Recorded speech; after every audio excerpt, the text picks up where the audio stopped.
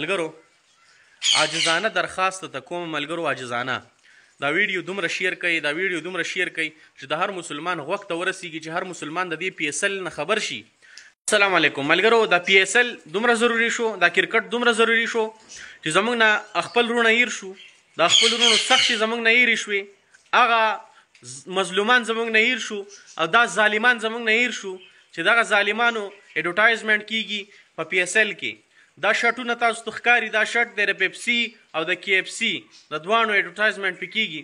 دا مونږه مخکې د دې خلاف مهم چلولی و، مخکې مونږه دا خبره کړې وه چې دا د اسرائیلو پراډکټ دی، د دې نه ځان وساتئ ځکه اسرائیل زموږ په مسلمانانو انتهایي ظلم کوي، زموږ د مسلمانانو دشمنان دي.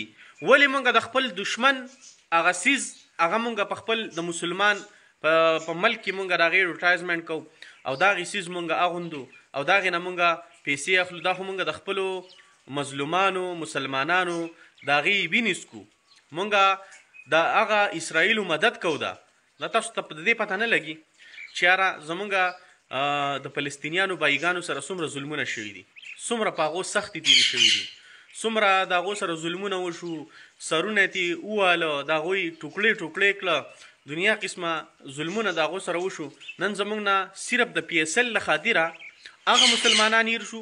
نن موږ صرف تشه د بایکاټ چغه نه شو والی چې موږ د PSL نه بایکاټ وکړو چې بای دا PSL تاسو د مبارک شي. که تاسو د KFC او د PFC او د دې څیزونو تاسو اډورټایزمنټ کوئ، تاسو د دې څیزونو تشهیر کوئ، نو زموږ تاسو ته سلام دی. موږ سره PSL ګورو نه.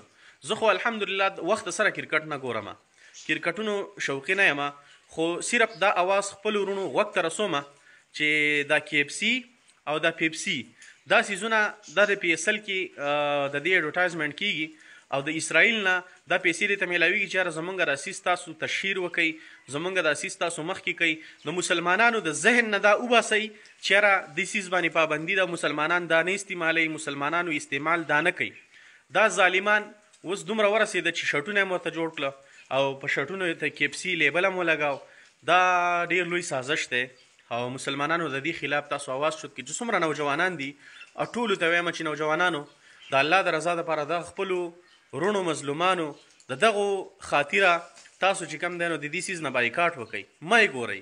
PSL تاسو ټول په خپلو آیډیانو چاهې ستا آیډي څوک ګوري یا نه ګوري، ستا ویډیو څوک ګوري یا نه ګوري، مهم وچلوئ چې مونږه د خپلو مظلومانو وروڼو سره ولاړ یو، فلسطینیانو سره او د دې اسرائیلو خلاف مونږه ولاړ یو چې کوم څیز د اسرائیلو وي د هغې مونږه مخالفت کوو، د هغې مونږه تردید کوو، دا مونږه نه منو. په خپل پاکستان کې اوس زموږ په ملک پاکستان کې په لاهور کې دا PSL شروع دی او د KFC او د پیپسي او د دې څیزونو د اسرائیل د پراډکټ د هغې تشهیر پکې کېږي. نو مسلمانانو ایماني جذبه ده، که چا کې ایماني جذبه وي نو هغه مهرباني وکړئ د دې څیز نه بایکاټ وکئ. او کوئ چې یاره زمونږه ایماني جذبه نشته دی نو ګورئ PSL هم ګورئ، سپورټ هم کوئ او دا پکې دا دی او دا پکې هغه دی. نو زما خپلو ټولو نوجوانانو وروڼو ته، ټولو بایګانو ته، ټولو مسلمانانو ته درخواست دی چې د دې کرکټ نه تاسو احتراز وکئ، بایکاټ دې وکئ چې نه ګورو مونږ وروره PSL یې نه ګورو، تاسو ترې مبارک شي. مونږ د خپلو مظلومانو وروڼو د فلسطینیانو سره ولاړ یو، مونږ د اسرائیلو خلاف یو، د اسرائیلو څیز چې زمونږ په پاکستان کې د دې اډورټایزمنټ کیږي مونږ یې نه منو.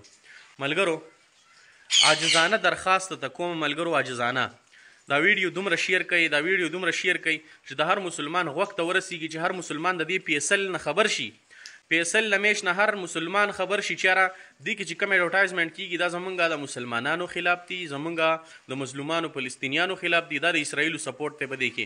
نو ټولو ملګرو ته درخواست کوم چې دا ویډیو شیر کړئ.